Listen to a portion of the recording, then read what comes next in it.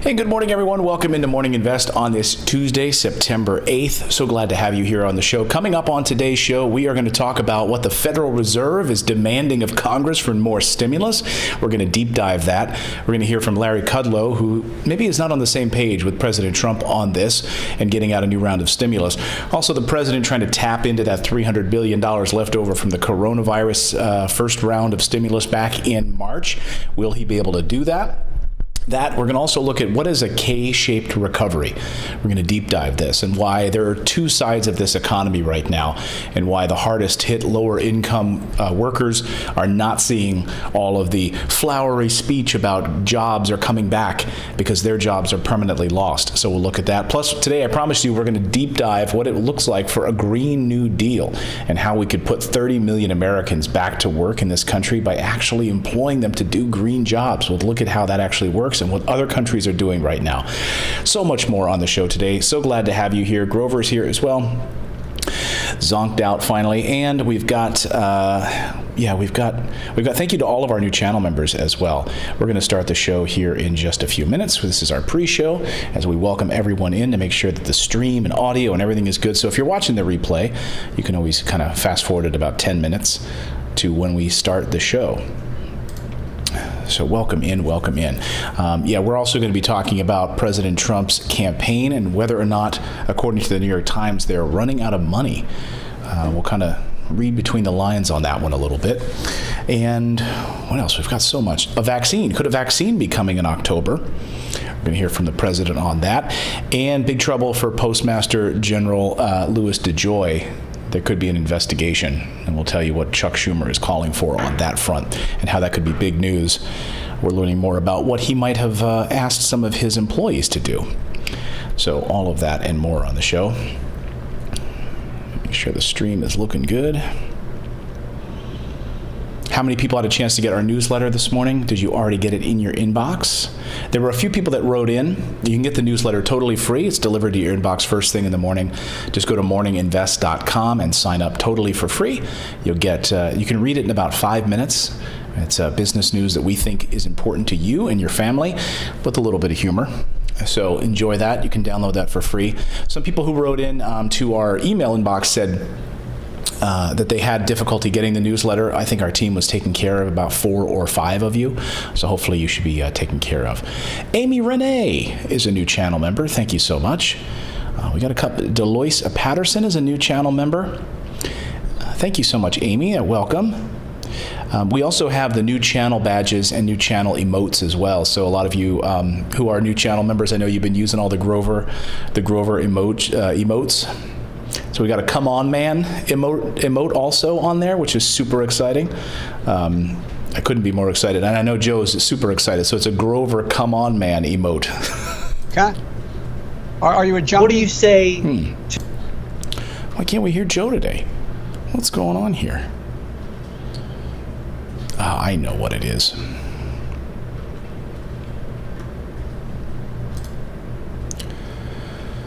That's why, Joe.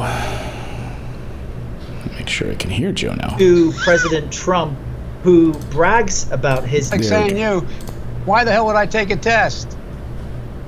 Come on, man. Come on, man. That's like... Come on, man. Come on, man. Hopefully that's all set. Let me just make sure these are all good then. Ooh, I'm glad I caught that. Before the old show starts.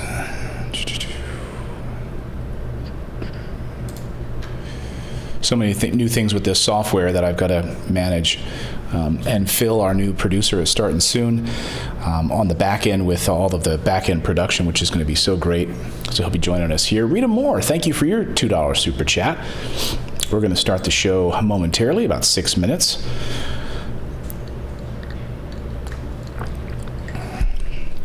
I'm excited to talk about this Green New Deal. It's so easy to play politics with this and try to talk down about climate change, and it all fits on the simple talking points. But when you actually dive into the data and you look at manufacturing jobs and what we could do with solar and wind in the United States, we all want to complain about lack of manufacturing jobs in the United States. So here's a perfect opportunity Please give Grover a hug and a kiss from us, April says. Gave him plenty of those. Last night, he was tearing it up. So I had to take him out, like sort of a late night walk. He just was like chewing my hand like crazy, and he had so much energy. So I just said, all right, we're going for a run. So we did like a 2.5, 3 mile run last night, just so I could calm him down. That's right. Hey, we've got our new storefront. I know a lot of you took advantage. I saw a bunch of you grab these new mugs yesterday, the new Come On Man Grover mugs in the store. You can just go to morninginvest.com/store. We got the new shirts. Pull this down here. Sorry about that.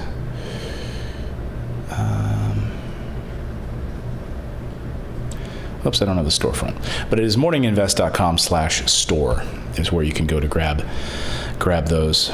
I saw someone in the chat this morning say, I'm reading the newsletter and having coffee out of my Don't Be a D mug, which we also have, yeah. Here's the Don't Be a D mug, which is the only rule that we have in our family. Right, honey? You say that's the only rule we have in our family? Mm-hmm. Which is don't be a D. And take out the trash. What are your rules in your family? But that's like our one rule. And I think it fits for just about everything in life then, which is just, if you're just not a D, if you're not a D-I-C-K to people, think how much better the world would be. And so it's those little things, when the kids start picking on each other and they're doing something just to hang something in front of someone's face just to be a D. So I'll say to my son, he's 10, I'll say, don't be a D. Come on, man. Come on. And so we have the face masks, the cloth face masks. I showed Miles yesterday, and he's like, "Do you have one of those?" And I was like, "He's like, I can't wear that to school." I'm like, "No, you can't wear that to school." No, I don't want teachers calling home about that. All the kids are wondering what "don't be a D" means. And I'm not going to do that. I wouldn't do that to him. Awesome, Derek. Thank you so much. Hey, you do not have to be a channel member. I see some people saying, I don't have money for that. That's fine. You can support this channel in other ways. And it's look, for us to be able to hire a producer, all of the things that we do with our graphics, the servers, everything we do to run this show, it helps support all of that. So thank you so much for any support. But being a subscriber of this show, just a regular subscriber, and then sharing it on Facebook, sharing it with your family, sharing the newsletter, it's all free. It's all free. It's all free on YouTube. The newsletter is free. You being here every day means the world to me. Getting this message out about trying to affect change in this country, all of that is incredibly important. So thank you so much for your support. We can support the show in many different ways. Just you watching is incredibly important. So again, if you're just tuning in, I see a couple thousand more people. Rita Combist says my last name was D growing up, so I couldn't help it. Oh yeah, then you were a natural D. Unfortunately, that's a hard one. I didn't just say that. Stop it, Clayton. Stop it. Barbara Bain is a new channel member. Good to see you. Thank you so much for that. It's funny, we've just got masks laying around all over the place, and my wife has she used to buy shoes all the time. Now, don't look at me.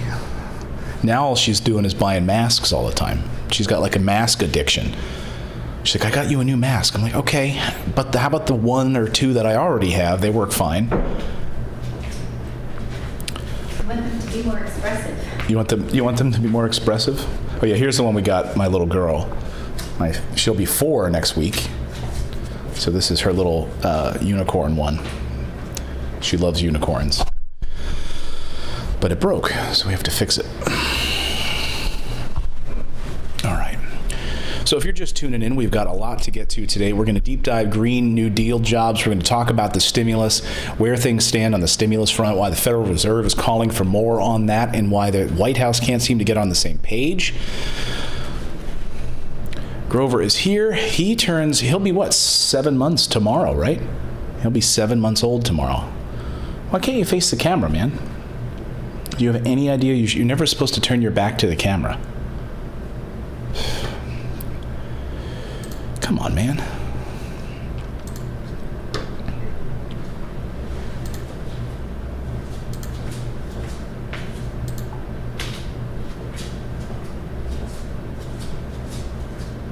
Why the hell would I take a test? Come on, man. Sorry. Why the hell would I take a test? Oh, that's one of my favorite. And also that President Trump where he's like, computer, fish, man, woman. There were some great George W. Bush-isms back in the day. When human being and fish can coexist peacefully. What else? One of my favorite ones was, you know the old saying, we have a saying in Texas, fool me once, shame on me. Fool me twice. Well, not gonna fool me again. That's one of my favorites too. Gosh.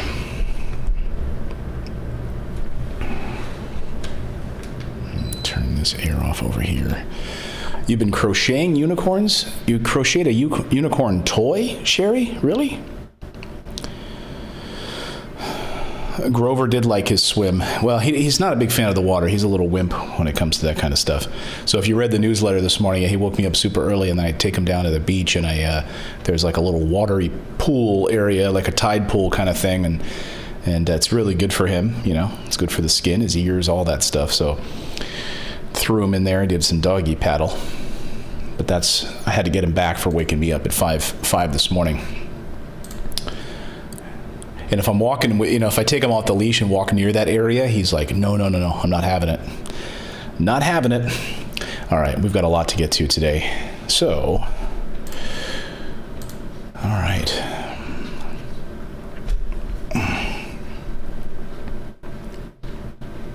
You guys can hear me in the chat, everything good? Everything sounding good, looking good? I don't know about looking good. I apologize for that. But, all right, and here we go.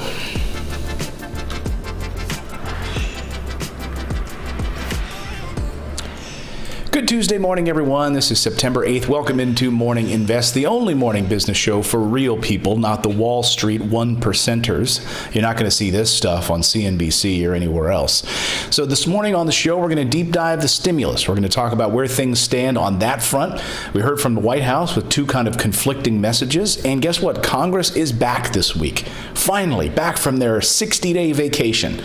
So will there be any movement on a stimulus front? We did get some good news overnight on a government shutdown. It appears that both sides have come together and plan to pass some continuing resolutions on that. So that's some good news. We've got a lot to get to on the show today. We're going to talk about a K-shaped recovery. We're using all these. Is it a V shape?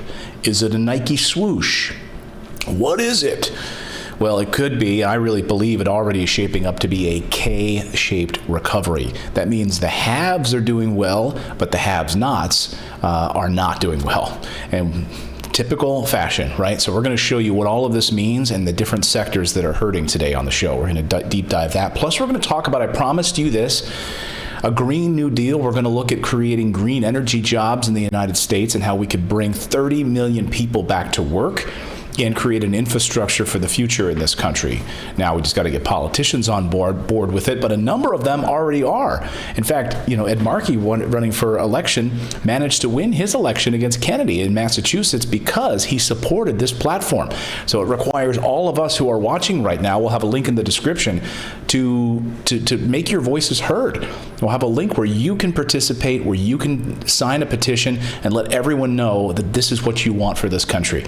Incredibly important. We'll look at how some other countries have done this to great effect. So that and so much more on the show today. I do want to say thank you so much for signing up for our morning newsletter. It's very easy to do. Just go to morninginvest.com and you'll be delivered that Morning Invest newsletter right to your inbox first thing in the morning. We work really hard on it, and you can read it in about 5 minutes over your cup of coffee. So with that out of the way, let's talk about the 5 things overnight that you might have missed in the world of news and business. Let's start with this. President Trump's campaign bleeding cash. They don't have any money? Where's all this money going? Well, if you read the New York Times, here is a bombshell story on the front page of the New York Times that Trump's war chest of over $1 billion is dwindling fast, says the New York Times. Now, if you believe the New York Times, that's the story. But in my opinion, the New York Times has a lot of liars who work there and hypocrites. I've seen it over the years. I've watched firsthand how they've fabricated stories to create their own narrative. Grover agrees with me. They leave key parts of stories out so they can paint a picture. Then they followed up with a second story. In the final stretch, Biden defends lead against Trump's onslaught. And here are the reporters on this story: Alexander Burns, Jonathan Martin, and Maggie Halberman. Now, I will say in this story, might be a little bit different than what we've seen from some other narrative-creating New York Times stories. They did some deep reporting on this. They have actual data, actual numbers. We know how much they've raised, and we know how much they've spent. So kudos to them for doing some deep reporting on this. What are they saying? Well, they're saying that, look, they've spent $11 million on Super Bowl ads. They've spent $156,000 to pull aerial banners behind airplanes in the sky in recent months, like over beaches and stuff. Hershey's company, the Trump campaign has spent $337,000 to get M&Ms made with the Trump campaign logo on it. That's right, so that they could give it away, that the administration could give away M&Ms at parties when they have parties. That seems like a good use of money, right? To have candies that melt so that the logo, come on, really? This is the kind of stuff you're spending money on. They also, Brad Pascal, who was their former campaign manager, had a car and his own driver, which is not common for campaign managers. I mean, campaign managers like sleep on the floor, eat pizza with their campaign staff. You know, they're not sleeping on a floor, but come on, they need their own driver. So what's going on here? Here's a quote inside the article, which says, a consistent challenge for Mr. Trump has been his unwillingness or inability to drive a focused political message rather than becoming engulfed in less favorable debates, like his ongoing tirade against a reporter that he belittled American service members. His campaign also appears to be facing a significant financial crunch and has largely ceased advertising on television as Mr. Biden begins to spend heavily from his war chest after raising $365 million in August. So the question is this morning, is that true? The answer is yes, in some ways. Now, of course, the New York Times says it appears. That's where you need to watch out for the spin in the mainstream media. It appears that they're facing a significant financial challenge. But the Trump campaign fires back and says that they are the Trump campaign communications director, Tim Murtaugh, said President Trump's fundraising is breaking records, and we are paying close attention to the budget, allowing us to invest twice as much from now until Election Day than we did in 2016. All right, so what do I always say? I say watch what they do, not what they say. So watch what they do. Now, if you start to see, anybody watching right now, I want you to let me know in the comments, if you start to see a huge amount of spending. After Labor Day is when this starts to happen. So today, you might start seeing, if you live in Pennsylvania or Michigan or other battleground states, Florida, Arizona, Wisconsin, Minnesota, if you start seeing a ton of campaign ads from President Trump, a huge spike in spending, then we'll know, okay, what did they do? Not what they said. And they actually did it. So this is what we'll see here if we see this from the Trump campaign, is them spending a lot more money. So is this actually true? And we could actually see this, or is this just New York Times spin? This could actually happen. His campaign also, Grover, please, man. So these Super Bowl ads, they spent $11 million on these Super Bowl ads, for planes to pull aerial photos and everything else. My biggest question in all of this is whether or not they're actually holding this money or they've spent it. We've heard that a lot of big billionaire donors are not coming into the mix anymore, and they're not going to be a part of the campaign. They're not going to donate money. So this could be a big issue for President Trump if they're already pulling up. We already know that he's pulling up money inside of Michigan, and they haven't been running television ads in Michigan. You can confirm that with the Detroit Free Press and other Michigan newspapers. They have not been doing it. I know you've actually confirmed that right here on the show, that you're also not seeing them running these ads in Michigan as well. So that's one big story. Something else you need to know this morning is a vaccine coming in October. If you listen to President Trump, we could be seeing a surprise coronavirus vaccine as early as October. And a lot of people criticizing this, Joe Biden included, saying, well, this is not even going to be up in part of the trials. We're not going to be through the phase 3 trials yet. Normally, this would take 2 to 3 years to do this. And so you're going to have a coronavirus vaccine in less than a few months. Here's President Trump saying, don't believe the hype from Joe Biden. We've done an amazing job, and we could have a big October surprise for you. Listen. We've done an incredible job, and in speed like nobody's ever seen before. This could have taken 2 or 3 years, and instead it's going to be done in weeks, because now they see we've done an incredible job, and in speed like nobody's ever seen before. This could have taken 2 or 3 years, and instead it's going to be done in a very short period of time. Could even have it during the month of October. So, contrary to all of the lies, the vaccine, that they're politicalized. They'll say anything, and it's so dangerous.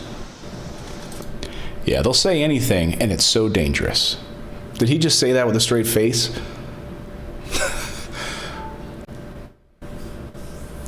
Okay. Could we see a vaccine in the next few weeks? October? Will you be the first to line up and take a coronavirus vaccine?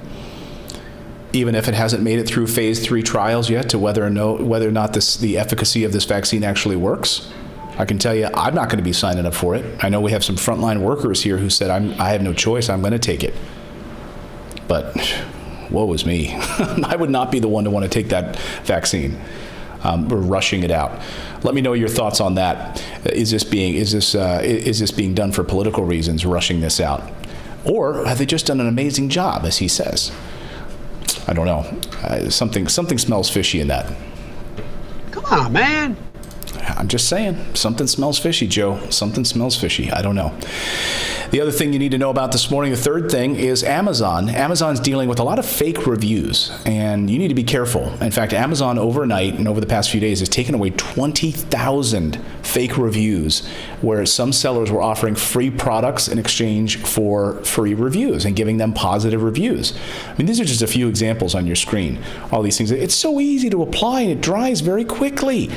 Wow, this is amazing. Where has this been all of my life? In some cases, users were posting reviews every 4 hours and then turning around to sell those same items on eBay.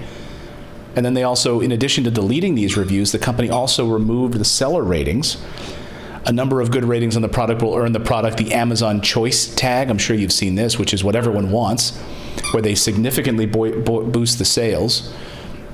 Obviously, Amazon does not want this system gamed, of course, because they rely on this more than anything. And that's one of the reasons we shop on Amazon, right, is because of these reviews. So you go there and you think that these are good. I end up buying cables and other electronics in my house because of good reviews. I mean, I'm sure you do as well. I just bought some things for the desk here, for our studio, and I'm looking at those versus other items based on those good reviews. And if we know that these reviews are gamed and aren't accurate, the same with Yelp. You know, you can always tell when there's like a disgruntled former employee who leaves a terrible Yelp review. So a lot of these things you need to take with a grain of salt. So Amazon working on that. Other big story you need to focus on this morning is what's going on in California, unfortunately. And this wildfire, now we know that it was started by a gender reveal party. Have you heard of those things where everyone gets together, drinks mimosas, and then they like launch a firework with either blue or pink? Yeah, well, that's what happened. This thing is now 10,000 acres. The El Dorado fire in San Bernardino County scorched about 10,000 acres. It's only 7% contained at this hour. According to fire officials, it's one of the most dangerous fires they've ever seen in this area. So please, folks, like, do you need to do a gender reveal party in fire season in California with fireworks next to some dry grass? Come on, people. Use your head. Use your head, you know? Come on. Unbelievable. This is the kind of stuff that... Yeah, it is. My wife says it's bad luck for that pregnancy. Well, I don't know. I mean, I hope the baby's fine. But it might be a long labor. What do you think? Could be one of those like 15-hour labors. A lot of pushing. I don't know, what a gender reveal party. How about this? Why don't you wait to find out what the baby is when it comes out? How's that? That'd be a good reveal, wouldn't it? Like in the delivery room? Yeah, that's how they did it like 50 years ago. Now we have fireworks that everyone's blowing up and causing forest fires. Here's something else you need to know in case you missed it overnight. Postmaster General Louis DeJoy could have violated campaign finance laws after reimbursing employees who made political donations. That's right.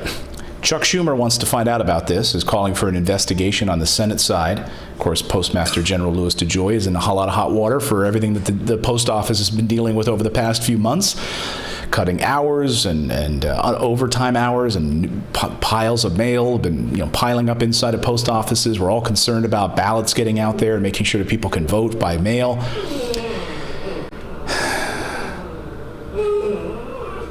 Really, Grover? You're quiet all morning. Now he's just fired up about Louis DeJoy. You want to hang out you want to watch this? Let's listen to former federal prosecutor Paul Butler, who had this to say about Louis DeJoy and what he's done could be illegal. Let's listen to Paul Butler. So, Katie, we're thinking about $1 million in possible illegal campaign contributions to Republicans. So if the boss orders you to make a donation to his favorite political candidate, that's a crime. If he then reimburses you for those donations, that's a different crime. So if DeJoy did use these straw donors, that's a violation of both federal campaign financing laws and also North Carolina laws, because his company, New Logistics, was headquartered in North Carolina. So corporate executives have gone to prison for conduct like this, and corporations have been fined millions of dollars. The other crime that will be investigated is if DeJoy was reimbursing his employees for their political contributions by giving them bonuses. That's the same in the eyes of the law as the corporation itself making a contribution. So, and the list goes on. He goes on to say that yes, in fact, he might be able to avoid federal prosecution because of the statute of limitations has run out on the federal side. That's where the states would have to come in and go after him on that particular issue, which are still available. So again, the Senate looking to an investigation on Louis DeJoy and whether or not he violated campaign finance laws on that front. Grover, you can hop down now. Thank you so much. So those are the 5 things that you missed overnight. Please, my boy. Driving me crazy right now. I can't even concentrate. Yes, please.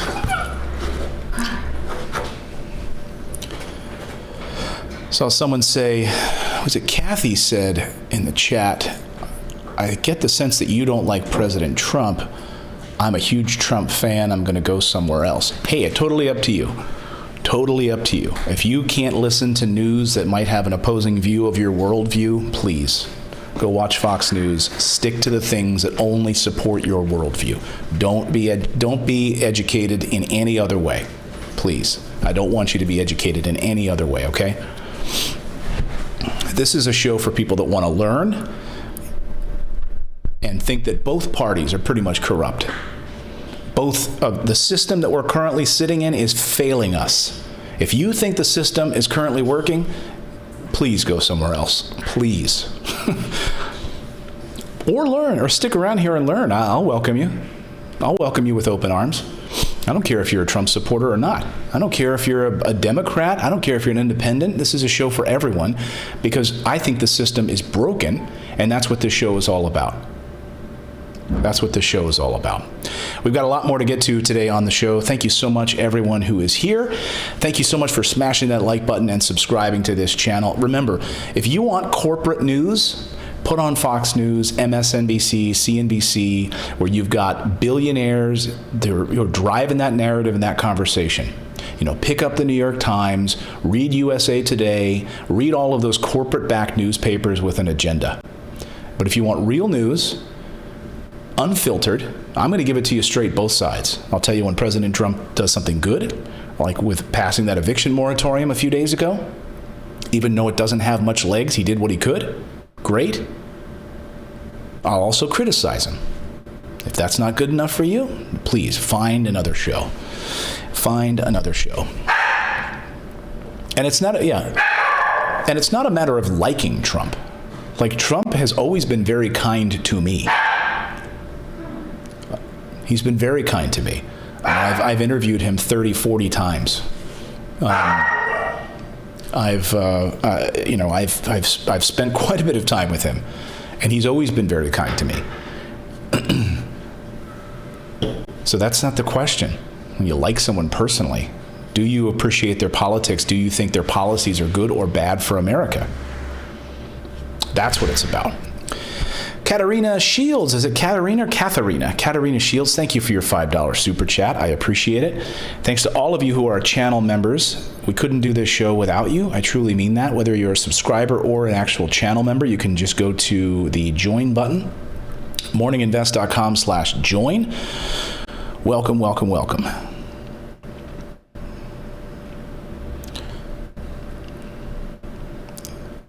Yeah, I've never changed. I've always been, when I would be, I mean, if you think Trump has changed, maybe I've always been the same. When I was on the news, I would ask the same questions of Democrats as I would Republicans.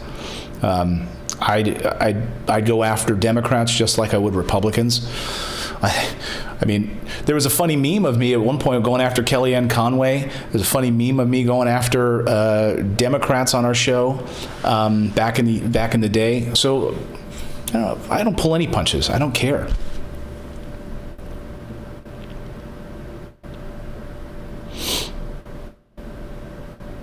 What I'm going to call out? I'm going to call out hypocrisy.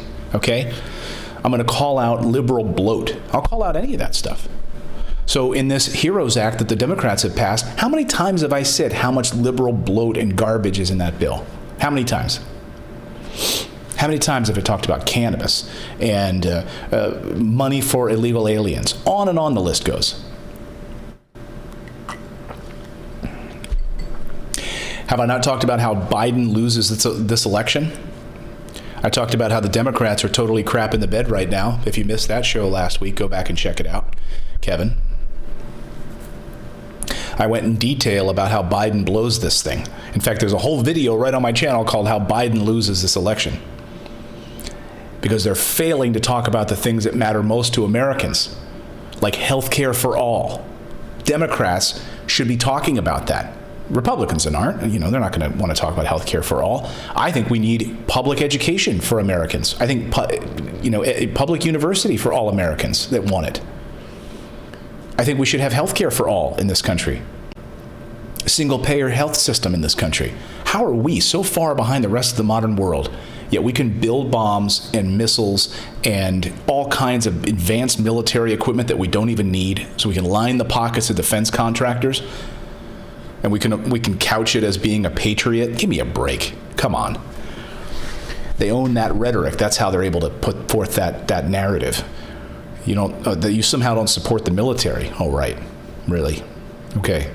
We all support the military, but do we also support our government wasting tons of money on things we don't need? No. And that's where I'm a conservative. Get me fired up. Get me fired up.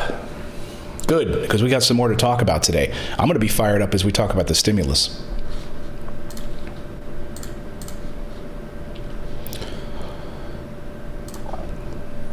All right, sit down. I'm going to see every soundbite is here. Good to go.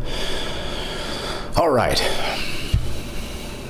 Turn this down, take that off. Sorry. I had to take my wife to take Grover on a walk. He was biting me too much.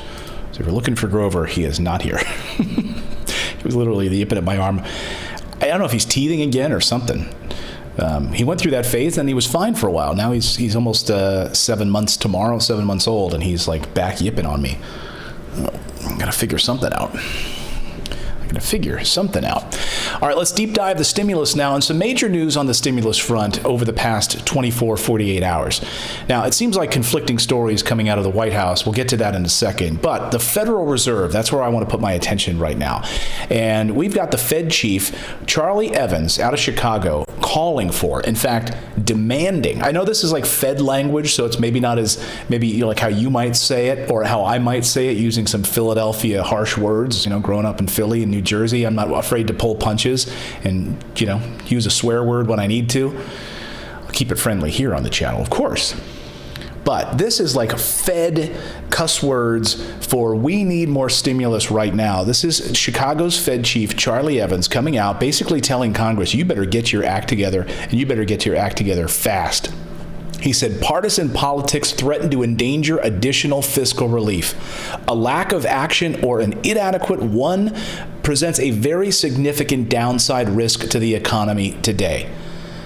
And I know that doesn't sound like he's being really tough, but for the Fed, one of the Fed's chiefs to come out and to say that, we need stimulus right now, or we are going to see a very significant risk to the economy. Get on your gloves, get on your game face, Congress, get this through, get this passed. That's from the Fed. We heard the same thing last week from the Federal Reserve Chief, Jerome Powell. We also heard that from another member of the Fed board. We heard that from Neel Kashkari. We've now heard it from about 5 or 6 different Federal Reserve chiefs, all saying the same thing. Pass stimulus now. Get stimulus into the hands of the American people. Why? We're going to talk about this K-shaped recovery in a minute, which is where, and we're going to deep dive that. I believe what the Federal Reserve is seeing finally is that they're seeing that, yes, part of the economy is recovering. The Wall Street recovery is doing fine. But the American worker, that K Street in Washington, D.C., where all the lobbyists are, they're doing fine. But the bottom part of that K, the low-income workers, the hospitality sector that's been crushed, those service employees, those low-income workers that have been destroyed. The Fed is saying that is the biggest driver of our GDP. I don't know how else to say it. We've said it in meetings. We've said it at congressional hearings. Now we're doing interviews, and we're telling you, Congress, you have to do this. The thing is, a tricky thing for the Fed here is that they don't have spending power.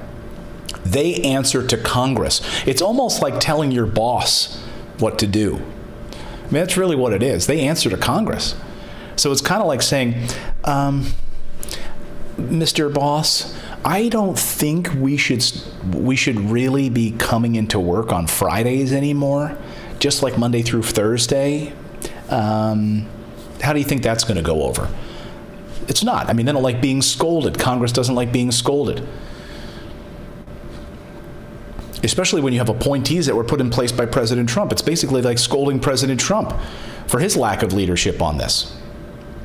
I don't care if you're a Trump supporter. I don't care if you're not a Trump supporter. The president has failed on the leadership of this stimulus package. He has failed. He had all summer to call Mitch McConnell into his office and say, look, put something together. Let's work with Democrats. Let's have a Camp David Accord. Let's go to Camp David and spend a few days and iron this out. Come up with something powerful for the American people. And guess what that would have done? Not only would it have helped people stave off evictions, it might have helped people stave off hunger by being able to pay for groceries, which we know is a problem now for a lot of Americans. It would have helped reopen schools, helped our hospitals, and would have helped as he went into the election cycle. He could actually get up on the podium and say, you know what, with my leadership, and he would have been right. But he didn't. That's his fault. So regardless if you're a Trump supporter or not, I don't care. Democrats, for their part, they passed the HEROES Act, and Nancy Pelosi has been playing politics with certain pieces of this legislation on the HEROES Act side. You know, that she's also been out there telling Joe Biden not to debate President Trump and wasting time on this kind of stuff. She could be, you know, instead of playing politics, she could be on the phone with Mitch McConnell every day trying to work this out. Not getting out there. Here's what drives me nuts about these guys. You have a meeting, and then you go out to the podium 5 minutes later, like Nancy Pelosi and Chuck Schumer do. They go out to the podium a few minutes later, and then they trash the other side. They're like, yeah, we just met with Mitch McConnell 5 minutes ago. I shook his hand when I left, but I'm here to tell you what an idiot the guy is. I'll probably meet with him again tomorrow. How does that meeting start off the next day? Hi, Nancy. I saw you give that speech yesterday. You called me an idiot. This is going to be a good meeting, a productive meeting, I'm sure. And then Nancy, for her part, yeah, I called you an idiot. I'm going to do it again today. And then the Republicans do the same thing on their side. We don't get anything through, and the American people suffer. So what is President Trump trying to do? Is he going to listen to the Fed chief in this? Well, President playing the politics card right now, seeing the opportunity to at least make some headlines. And you notice these headlines on Fox and other places. Even somebody here on the show yesterday asked me about this. We're getting more news on whether or not President Trump could, in fact, pass his own version of stimulus checks by taking $300 billion from the first coronavirus bill back in the CARES Act that's still leftover money that hasn't been distributed yet. First, my question is, why the hell not? Why has that money not been distributed yet? Number two, who gave President Trump this advice where he thinks he has the power to actually distribute money from the coronavirus checks and get that out to the American people? He is not Congress. He does not have that power. And yet the president says that he wants to get this money out there. He'll see. He said, I would be willing to release it, subject to Congress, and use that as stimulus money, and it would go right to the American people, President Trump says. We have $3 billion in an account that we didn't use. Let's get it out to the people. Great. Why is it sitting there? Why? Why is it still not dispersed properly? Oh, and by the way, why are we now just getting checks out to a lot of people across the country? The IRS finally admitting that big mistake, and they're finally sending out checks right now to people. A lot of people got those cards in the mail and cut them up and threw them out. I saw one of you wrote to me yesterday and said, I got one of those things. I thought it was a fake solicitation, and I cut it up and I threw it away. And that was your stimulus debit card. Now you've been on the phone trying to call the IRS, trying to get answers. You've been waiting for hours on the phone with them. You never get anywhere. And you don't know if you're going to get a stimulus check because you can't get a hold of anyone at the IRS. It's been a disaster. Here's where the White House, though, is not on the same page with itself. It's like one arm not knowing what the other arm is doing. Larry Kudlow, in an interview about the current jobs numbers, saying that, look, I think these job numbers are great, and I don't think we frankly even need another stimulus. I think we could survive this. I think we'd be fine. In fact, here's the headline: we can live without a coronavirus relief deal. Based on those job numbers on Friday. Didn't we predict it here, folks, right on the show, that if we had decent jobs numbers on Friday and Wall Street was happy, that you would have Republicans coming out saying we don't need another stimulus deal? Can I take you back, though, to what Fed Chief Charles Evans just said? We need stimulus. Partisan politics threatens to endanger additional fiscal relief. A lack of action or an inadequate one presents a very significant downside risk to the economy. Yes, we need it. And they're looking at those job numbers. They know, and they know where that jobs number is favored right now. It's favoring Wall Street. It's favoring wealthy Americans. It's favoring those jobs that are over $100,000 a year. That's what Larry Kudlow is celebrating. That those jobs are coming back. Those management positions are coming back to work. They're done being furloughed. They're coming back. So here's Larry Kudlow on the air answering this very question. And this Bloomberg reporter asks him straight out, do you think based on these jobs numbers, and by the way, here's, again, you can watch these are like, here's your corporate news. He's leading him with this question, saying, these job numbers are great. Do you think we need another stimulus? I mean, I think we could survive here, right? Right? Wink, wink. A lot of pain out there. I'm just trying to gauge from you there, as we have this discussion about this recovery, how comfortable you would be going into the back end of the year without an agreement with the other side of the aisle. Look, we can live with it. We can absolutely live with it. It depends on the package. A bad package would not be helpful. A smart, good package, well-targeted, would be helpful. Okay? Congress wants to legislate longer run unemployment assistance. If Congress wants to put in, let's say, benefits for bonuses for reemployment, fine. If Congress wants to help out with funding a bit on school openings, fine. That sort of thing would be extremely positive in my judgment. Lengthening PPP for small business. Sure. Do we absolutely need it? No, I'm not going to precondition anything here. Do we absolutely need it? No, we don't need extra stimulus. Instead, let's do a targeted, small, little skinny bill. Pay attention to your Federal Reserve Board. We need stimulus. And I'm going to dissect it more deeply here in a moment as we go through what a K-shaped recovery means. Meanwhile, still on the stimulus front, California this morning, news of the day, is rolling out those $900 in stimulus checks, finally. These unemployment benefits money, the unemployment population of $900. It's not a new monthly payment. It's back payment from August where the state couldn't send anything out. President Trump's executive order, of course, gave individual states the power for unemployment aid in addition in taking that money from FEMA. California scrambled, but then it had all kinds of problems. They couldn't get the systems up and running. It was not easy to do. A lot of states said they didn't have the infrastructure to handle it and to do it. The state finally announced it is going to send out some payments of $900 to make up for the lost time, and they're going to pay an additional $600 for the next 2 weeks. And then what? And then we run out of it, and we're back to where we were again. So if you're in California, one of the most overpriced states in the country to begin with, I mean, this is probably, I don't know, it even keeps up with the rate of inflation or how much you pay for things out in California. But here you go. Here's a stimulus package that's going to get you $900 out there. So good news in California, they're making up for some lost time. We don't know what Congress is going to do additionally on the stimulus. But the good news on the stimulus front, folks, is that Congress is back. They're basically back from break. We will see some movement this week, I believe, in some direction on some sort of skinny bill, some sort of skinny package. Probably will not include any stimulus checks.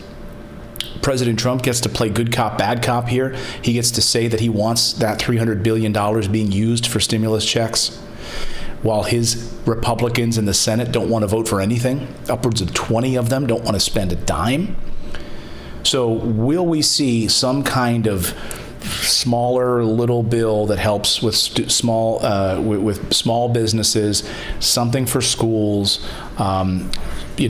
something for hospitals, but past that, probably not much else. So keep it here. We'll be following all of that on the stimulus front.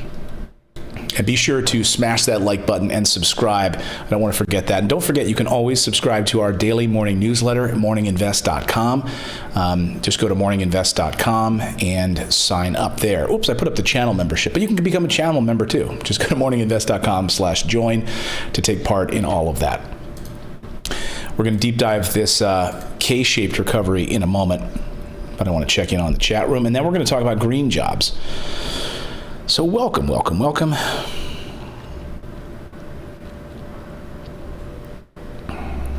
Shelley Teeter Corneo says, I'm in California and nothing yet. Yeah.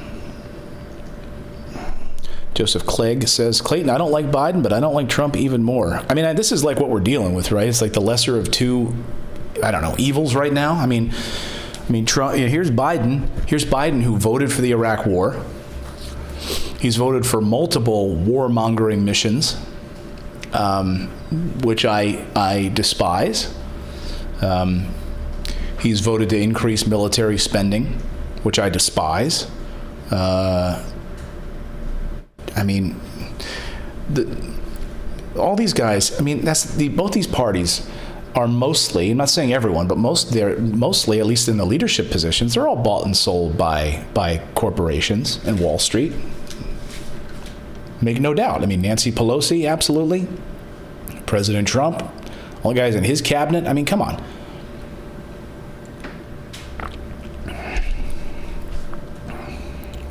Yeah, the fake recovery. Right. Well, yeah. And Kamala Harris wanted the $2,000 a month in some sort of universal basic income for 2 months, or till the end of the year, and to be retroactive to March.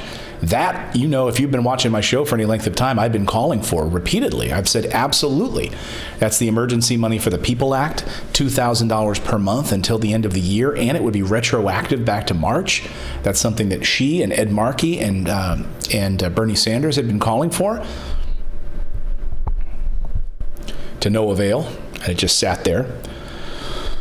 So thank you for chiming in. Ken Starks is a new channel member. Oh, over there. Thank you, Ken, for becoming a new channel member.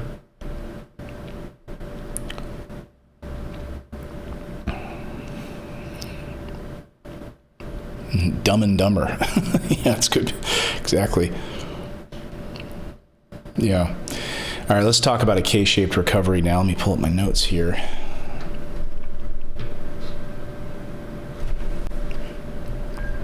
Let's see if I can pull this up, if this will work.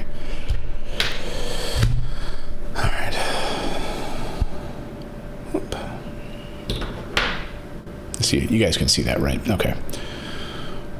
If I can get the glare on here. All right. All right, let's talk about a K-shaped recovery. Now, everyone's been talking about all these different letters in the alphabet. Is it going to be a V-shaped recovery? Is it going to be a Nike swoosh? Is it going to be an O? It's going to be a T. Now the letter of the day is that it's going to be a K-shaped recovery, and I'll show you what I mean exactly what a K-shaped recovery could look like. On the one side, of course, you have the major dip, right? You have the big decline, all the job losses that we saw. But the big fear, and now the data is starting to show, that the recovery has helped a certain sector of the economy go up, while the have-nots continue to go down. It'd be incredibly difficult to be a weatherman, to point over at a weather map. I'm going backwards. So here was the decline. Here was the increase and the jobs returned for the haves. Then here, the have-nots.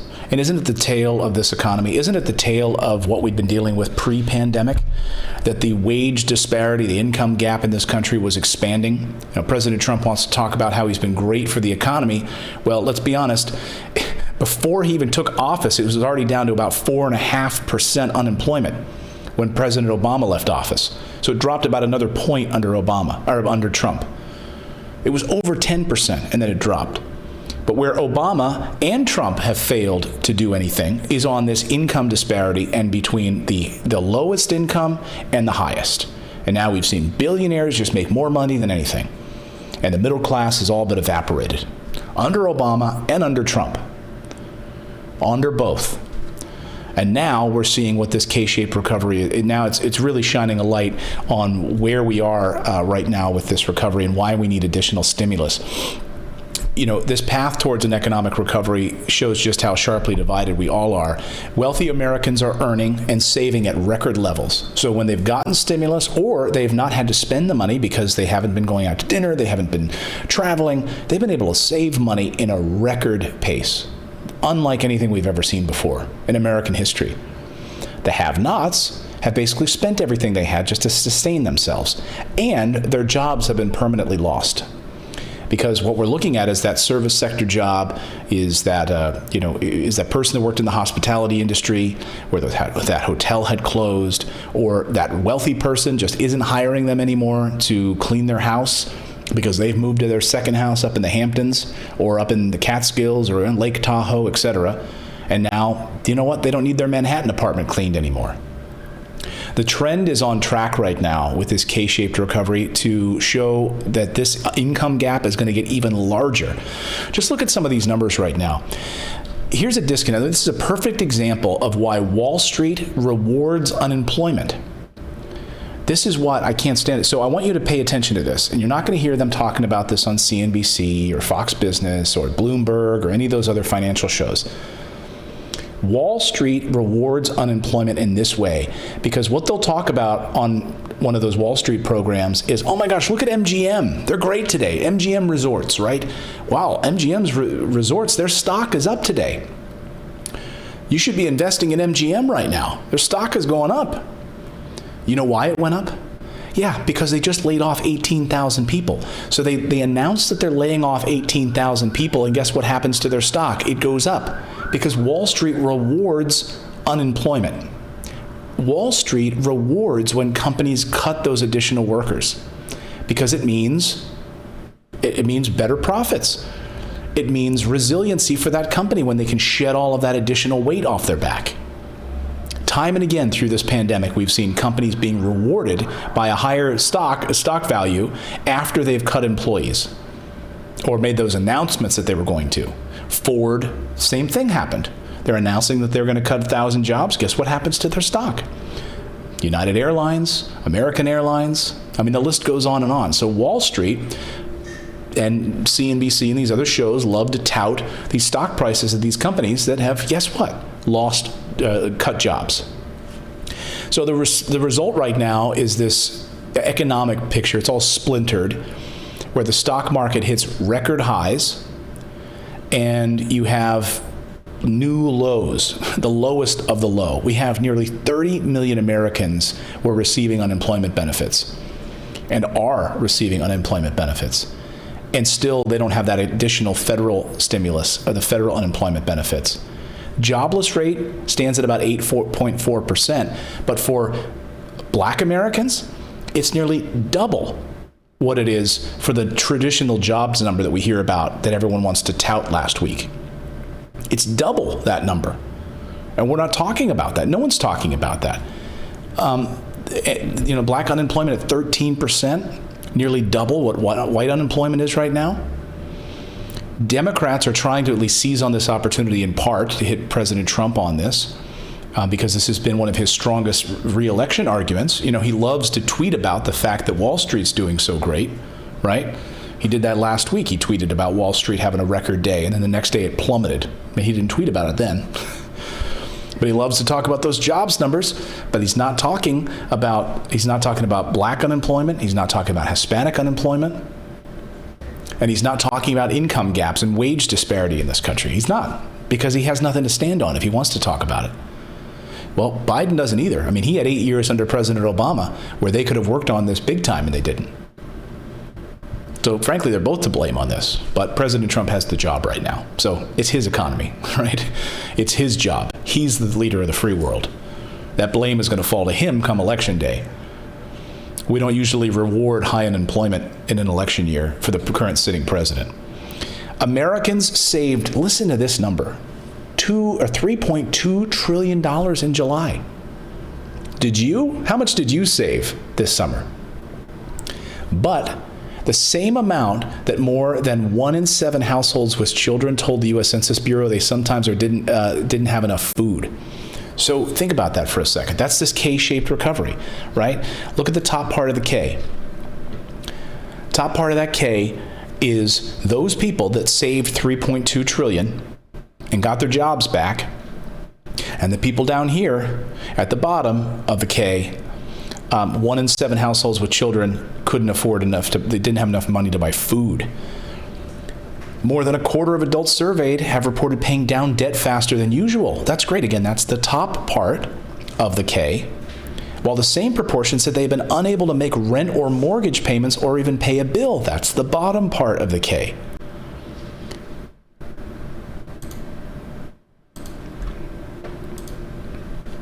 And while the employment rate for high-wage workers has almost entirely recovered, by mid-July it was down just 1% from where it was in January. Did you hear me? Employment rate for high-wage workers is back to almost exactly where it was in January, pre-pandemic. But it's 15% down for low-wage workers, according to Harvard's Opportunity Insights, their economic tracker. So again, this is why we need stimulus, folks. This is why we need stimulus, because Americans are hurting, and when you see images like this, and this sign that this woman's holding up is 2020 and black women are still asking for the bare minimum. Wage justice is racial justice. These are the images that we're seeing across this country, and yet the haves are doing just fine as this recovery climbs, but the have-nots, now they don't even have a job. Now the job that they did have that was low-paying is gone altogether. And they don't have a way to stay in their apartments. We don't have the unemployment benefits that are going to be extended.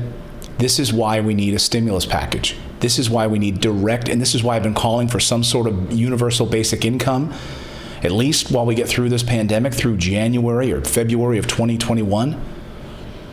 So you can support that. You can write to your senator. You can call your member of Congress. I'll put a link in the show description so you can do that. I did that yesterday. Please call them and let them know what you're going through and demand this of them. They sometimes listen. It actually does work.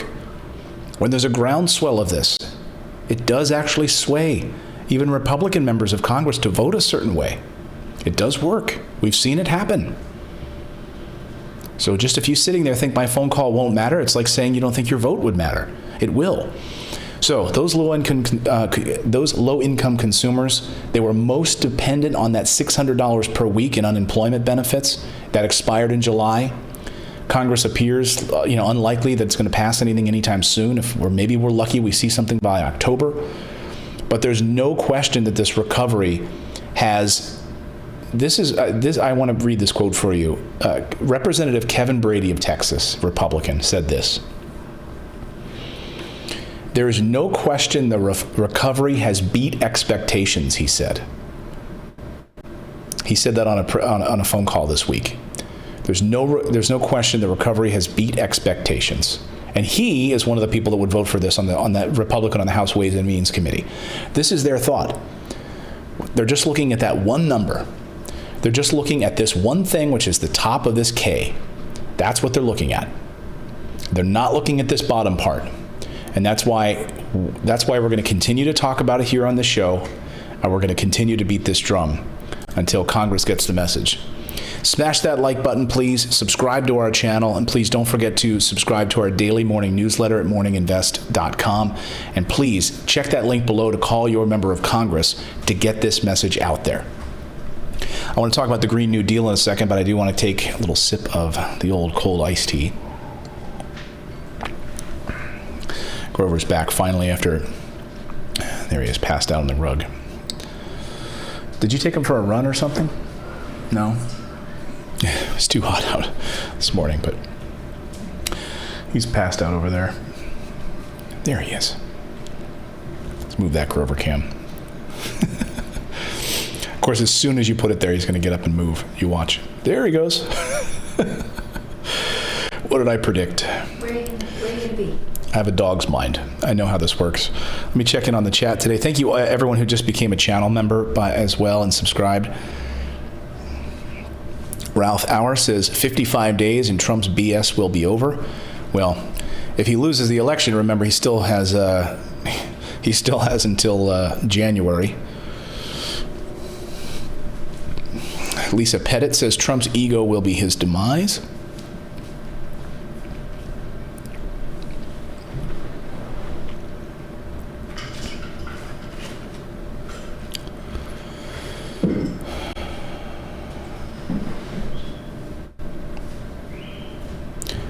Someone says Biden has dementia, Ernesto.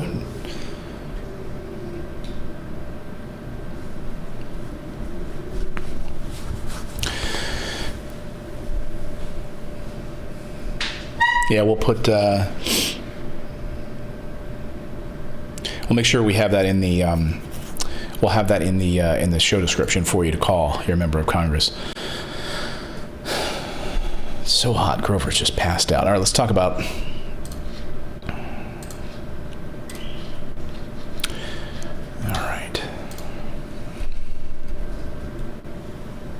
Well, here's how we could get 30 million people back to work. Yes, with a Green New Deal. Green energy jobs that could put the 25 to 30 million people who are currently unemployed back to work and create an infrastructure here in the United States that other countries have already started with, have already started employing around the world to great effect. Yes, we could pass a Green New Deal, and I think we should absolutely do that, and this is how we could get Americans back to work. If we embraced it. It's not just about the jobs, though.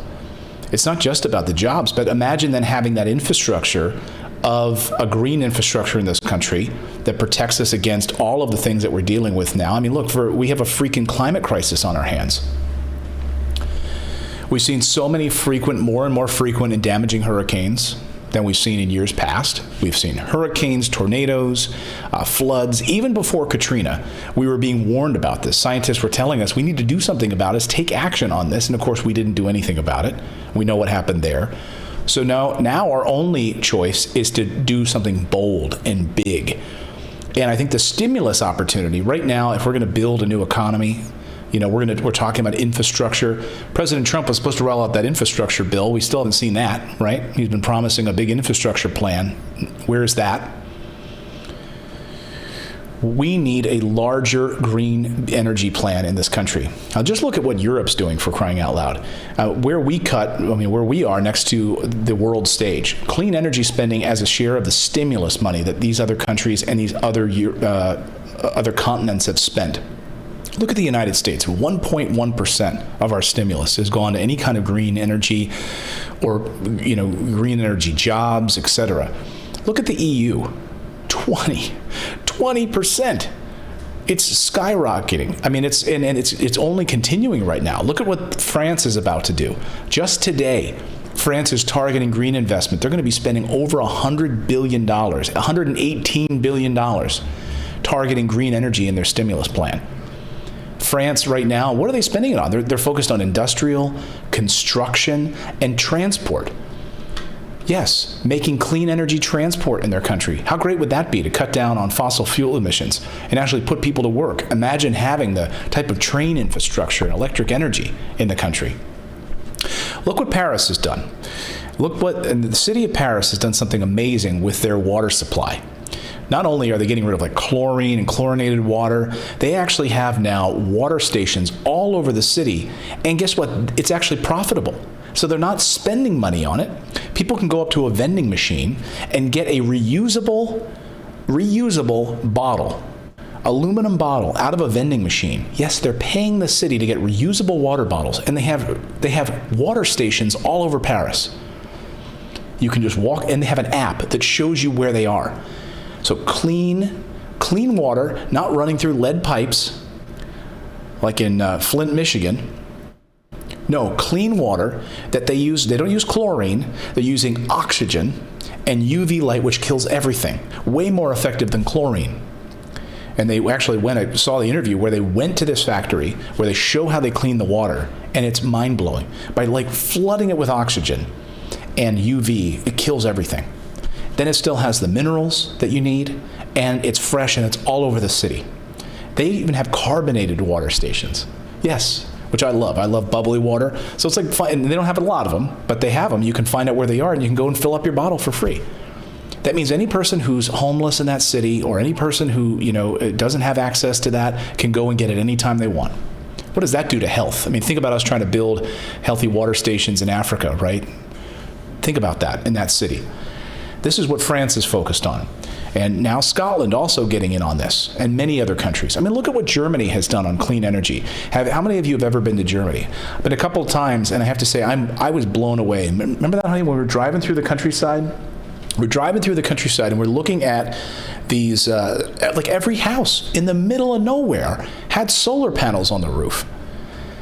They've completely reduced their dependency on foreign oil, because they have solar and local wind energy, and they don't have to have that reliance on foreign imports. That's also how they've managed to survive this pandemic, and why their unemployment rate is about 5%.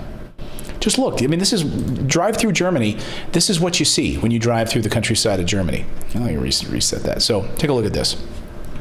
This is and this is one of the home centers, like the solar center that you have in the house. You can see how much you're contributing, and everything is covered. So you watch your TV, it's all on solar power. Look at these solar panels on just about, and all of these like German roofs in these little German villages. I mean, look at that. You mean to tell me we can't do that in the United States? Garbage.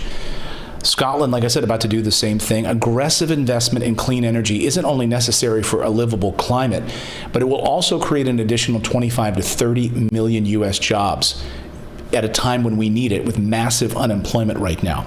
So we've been crying about manufacturing jobs in the United States for so long, and going to China and Mexico. Well, here you go.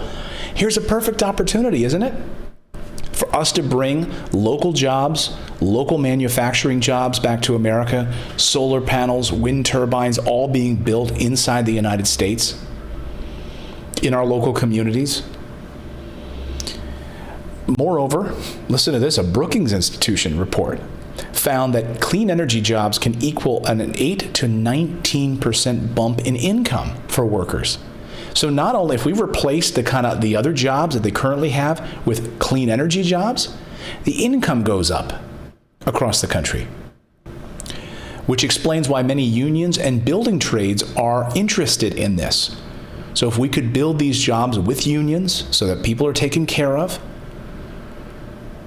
we'd have 2.6 million working people just on climate jobs, specifically in the United States, in New York alone. 2.6 million in New York alone that would support clean energy.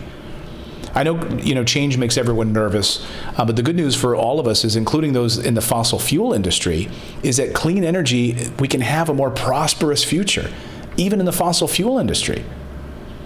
By having these ways of pulling those fossil fuels out of the ground, would employ new technologies to do that much more cleanly. And then, of course, the wind and solar, transportation, and all of the infrastructure that we're hoping to build across this country. Not having to have our dependency on Saudi Arabia or Mideast oil or fracking, ripping apart the ground, and coal slurry pouring down. I lived in West Virginia where I witnessed what happened with coal slurry and witnessed with mountaintop mining removal in those towns, cutting the tops off of mountains so you have 2 100-year floods in a short amount of time. Yeah, I'm not saying that it's directly related, but when the fact that when you have all this erosion now because you don't have trees there, and these entire poor communities get destroyed because of landslides, there's something to that happening actually 2 or 3 years in a row. And what changed? Mountaintop mining removal. The Thrive Agenda. So here's how you guys can support this if you want to. And I would encourage you all to check it out. I'll have a link. There's a link right now in the show notes. And here's where you go. I'll have a link to this. You can learn more about what the Thrive Resolution is, really one of the green new energy bills that you have a lot of members of Congress now getting on board with. They've pulled together a whole bunch of grassroots organizations on climate, economic, and racial justice to put this all together. Let me go through a few of the key points on this. Again, I'll have a link in the description below if you want to learn more about it. Create millions of good jobs. There's 8 points to their plan. 8, create jobs, safe jobs with access to unions. Build the power of workers to fight inequality. Invest in black and brown and indigenous communities in this country to build power and counteract racial and gender injustice. 4, strengthen and heal a nation-to-nation relationship with indigenous nations. Number 5, combat environmental injustice and ensure healthy lives for all. Number 6, avert climate and environmental catastrophe.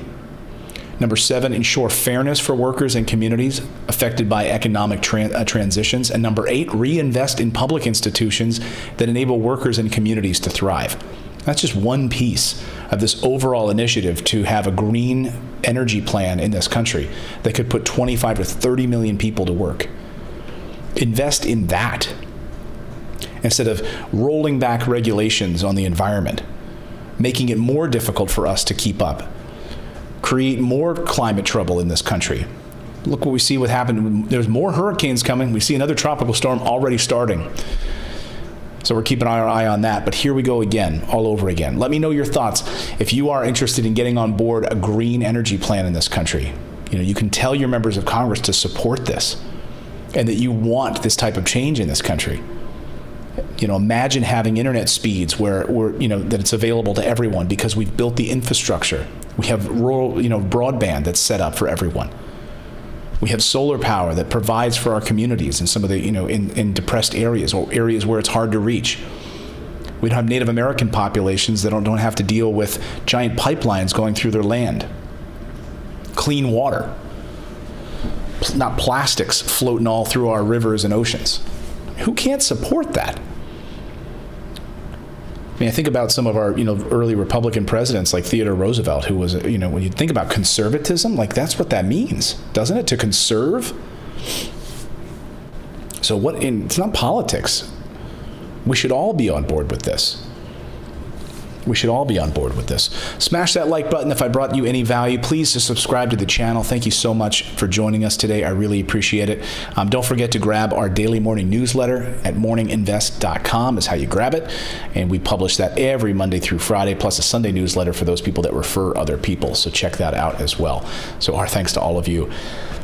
Let me check what's going on here in the old chat. Grover is passed out. It is time for it, Hector Moreno says. Silent Dreams says, do I have solar on any of our houses? No, but we actually were going to put it on our primary, and then we moved. So we actually had them come out. They were about to drill holes in our roof to do it, and we ended up moving. But we actually had to wait, though, for them because we were waiting for the power bank that we were going to install, and they were like a year back ordered.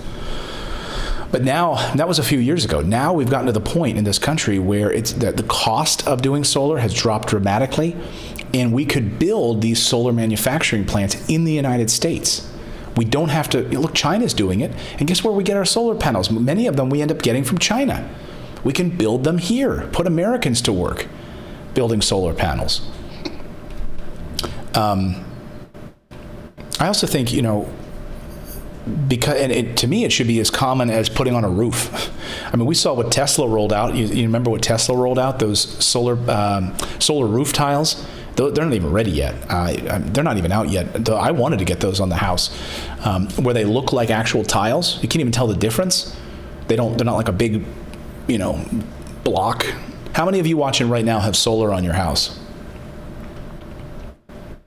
I would love to know.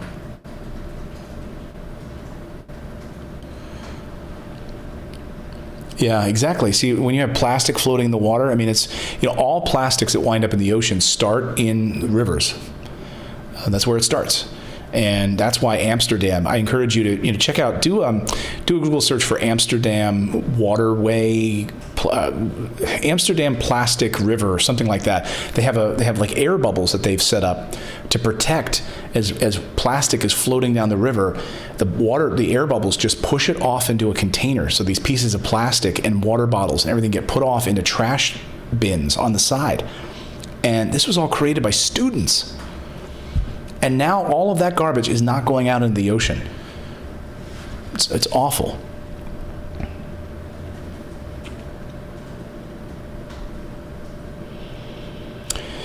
D. Stewie, outlet up to 10.94%. Yeah, absolutely. If anyone's interested in getting an outlet account, please go do it. Go to morninginvest.com/outlet. It's at 10% interest rate right now. 10% interest. And it's backed by crypto, so it's out of this corrupt government system. You have solar in Davenport? Paul Jacques Jr. says, I have solar. Let's see, where's the video on UBI? I have it right here. Just go to my channel. You'll see most recent videos. It was one of the more recent videos I published on universal basic income. It's awful. And that plastic never breaks down. I mean, they're finding it in dolphins' stomachs, whales. A huge sperm whale washed up recently, and it was dead. They opened its stomach up, and it was filled with plastic. Filled. Because they think that it's plankton, and so they're eating it thinking that it's plankton. Their stomach, and they can't pass it through their body. It just kills them.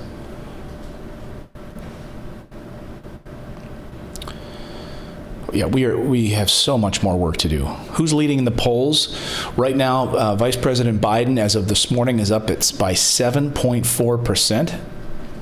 Biden is up 7.4% right now in the latest polls.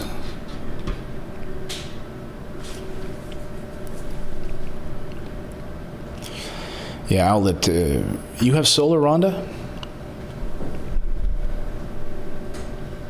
Lori says, I looked into it recently because of the electricity bill, but you have to have good credit to get it. Yeah, I guess if you're leasing it, or however, because you can do the different lease programs. But hopefully the prices continue to come down and it just becomes normal. And again, if we have American manufacturing, and this is where a stimulus program would help. Imagine having solar in your house where you're not having to pay an electricity bill. And in fact, you're able to actually make money by sending the electricity back to the grid. So not only are you not paying electricity, you're sending electricity to the energy company and they're paying you. And the argument, and people say, well, that's going to kill the electricity companies. No, it won't. As Elon Musk has said and pointed out, because as we transition more and more to electricity, when we have trains that run on electricity, our cars run on we're going to need more of it. So we will constantly be needing more electric energy.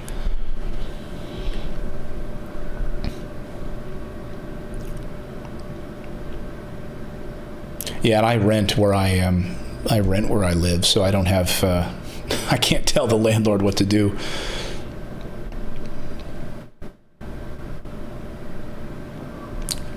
I lived off the grid and had solar, wind. It was amazing. Anita, what happened? You're not doing that anymore?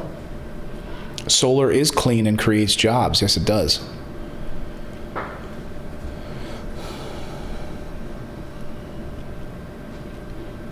Yeah, I take Grover on the walk. I sit near the ocean in the mornings, and I see if there's been a bad storm overnight, you'll see when the water has rushed up, and you'll see those like plastic, like yogurt bottles, those like single-use plastics or plastic water bottles sometimes floating up there and sitting on the sand, and it just breaks my heart.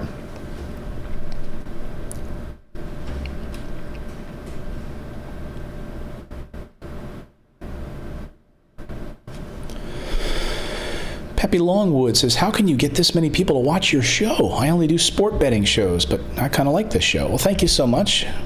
Good luck on your show. Well, we have a lot of people that are interested in the economy and their family's finances and business and what's going on with the stimulus and improving our economy, improving quality of life. So the people that watch my show care about those things, and they're not going to see it on any of the big networks, the corporate-owned big networks. And as the message about this show gets out there more and more, as people share it, our audience has grown tremendously. When we first started doing the show, we had just a few thousand, and now we have tens of thousands of people who not only tune in live but who watch afterwards. And so it's the power of this community. And so they're an amazing community. It's also this guy. He's the real star, who's having some kind of nightmare right now. Aren't you, buddy? Passed out. All right, everyone. Thank you guys so much for joining us on the show today. Don't forget, we do this show live every morning at 9 a.m. Eastern Time. Also, consistency, my boy, Poppy Longwood. We do this show every morning at 9 a.m. Eastern Time, Monday through Friday. And we try to provide updates throughout the day. And if people miss the show, we'll cut up some of our segments and put them out separately so people can share those. We just try to get as much info out there as possible. But very few people are talking about, UBI, Universal Basic Income. Everyone's talking about how great these jobs numbers were. If you watched Fox or MSNBC or CNBC, they were talking about how these jobs numbers were great.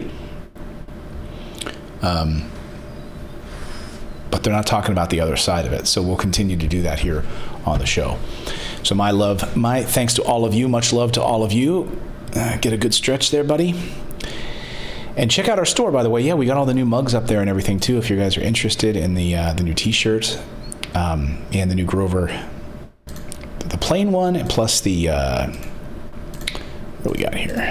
Yeah, the Come On Man mug. That's my favorite. That's one of my favorites. It's hard to beat that, isn't it? Why the hell would I take a test? Come on, man. Thanks, guys. We'll see you bright and early tomorrow morning, and we'll have some updates throughout the day as needed now that Congress is back in session. If any news breaks, I will bring it to you. Thanks, everyone. Take care now.